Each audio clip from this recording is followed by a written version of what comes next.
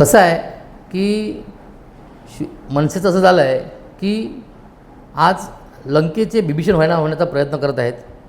भाजपा, शिवसेना आणि शिवसेनेबरोबर मनसे असा हा युतीचा महापौर बसलेले आहे असताना रस्ते काम चालू आहेत, किती काम चालू आहे ह्याचं त्यांनी पूर्ण अभ्यास करून या मनसेचे शहर अध्यक्ष हर्षद पाटील यांनी त्यांचे नेते यांना ठाकरे यांना दिलं पाहिजे होतं. कारण अमित ठाकरे यांना दिलं पाहिजे होतं, पण त्यांनी तसं केलं नाही. कारण हे जे हर्षद पाटील आहेत हे अतिउतावीळ आहेत. त्यांना आपल्या कामाचा त्यांना छोट्या छोट्या गोष्टी करून त्यांना मोठमोठं त्यांना क्रेडिट मिळवायचं आहे, त्यासाठी ते नेहमी प्रयत्न करत आहेत. यांना असं वाटतं आहे की जे नेहरू मैदानमध्ये जे शेड बांधलं आहे हे शेड बांधलं त्यामुळे ह्यांच्या पोटातसुद्धा दुखायला सुरुवात झालेली आहे आणि ह्यावर त्यांनी भाष्य केलेलं आहे. पण ह्यांना एक कळत नाही की ते जे शेड बांधलेलं आहे ते कबड्डीसाठी बांधलेलं आहे. ती कबड्डी खेळण्यासाठी त्या लोकांना, त्या विद्यार्थ्यांना, त्या तरुणांना, त्या मुलांना मिळावं, पावसातही त्यांना खेळता यावं यासाठी ते सगळं करून दिलेलं आहे. पण ह्यांनी कधी खेळलाच नाही, हे कधी घराच्या बाहेर पडलेच नाही. त्यामुळे ह्यांना कबड्डी काय आहे हेही माहिती नाही. त्यामुळे ते वाचाळप्रमाणे बोलत आहेत आणि आज ते युतीमध्ये राहून बिभीषणाचं काम करत आहेत. कल्याण डोंबिवली महानगरपालिकेमध्ये एकूण 73 उद्यानं आणि 17 मैदानं आहेत अशी माहिती कल्याण डोंबिवली महानगरपालिकेची जी महासभा आहे त्या विषयपत्रिकेमध्ये प्रशासनामार्फत देण्यात आलेली आहे. आणि आपण जर बघाल तर 17 मैदानापैकी डोंबिवलीमध्ये 7 मैदानं येतात, त्यापैकी एक नेहरू मैदान आहे. आणि नेहरू मैदानमध्ये असं निदर्शनास आलेलं आहे का एक शेड आणि आजूबाजूला काय बांधकाम केलेलं आहे एका मंडळाने. आणि हे आता लक्षात आलं ज्या वेळेला ही विषयपत्रिका आली महासभेमध्ये आणि त्याच्यामध्ये प्रशासनाने स्पष्ट म्हटलंय का उद्यानापैकी काही 5 का 10 उद्यानं त्यांनी भाडेतत्वावर दिलेली आहेत, परंतु मैदानापैकी एकही मैदान कोणालाही त्यांनी भाडेतत्वावर किंवा कुठल्याही करारनाम्याने दिलेलं नाही. त्यावेळेला असं कळलं का ही जी इथे शेड आणि बाकीच्या गोष्टी ज्या केलेल्या आहेत त्या अनधिकृत असाव्यात. म्हणून आम्ही महानगरपालिकेच्या आयुक्तांना पत्र दिलं आहे आणि याबाबत संपूर्ण चौकशी करण्याची मागणी केलेली आहे.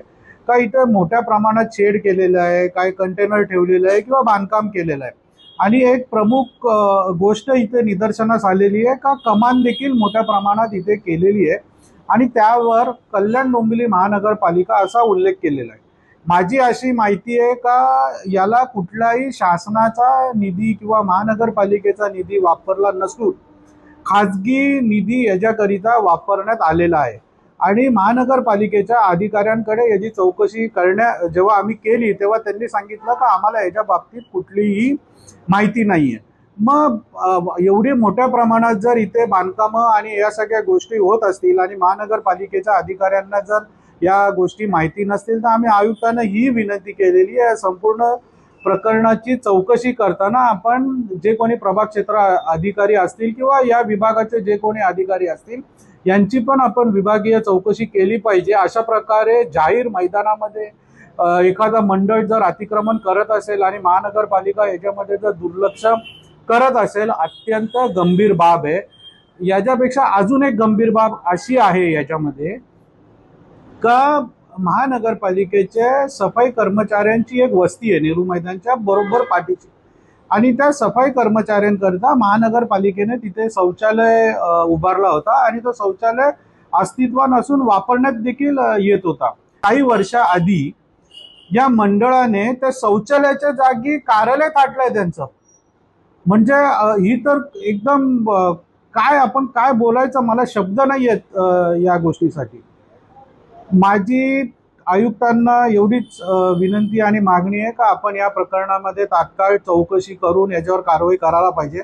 अशा प्रकार जर मैदान हडप होत चालली तर डोंबिवली शहराचे मुलं जाणार कुठे खेळायला. काय पुन्हा आपण बरोबर आहे, कारण आज तुम्ही बघाल तर डोंबिवली शहरामध्ये सगळे मैदान चोरलेत या लोकांनी. शहरामध्ये मैदान राहिलेत का? नेहरू मैदानचं काय केलं, सावरकर उद्यानचं काय केलं. आता परवा 20 तारखेच्या महासभेमध्ये तर अख्खा चिट्टा आलाय कसे कसे मैदान या लोकांनी लाटलेत म्हणून. त्यामुळे ते बोलले ते बरोबर आहे.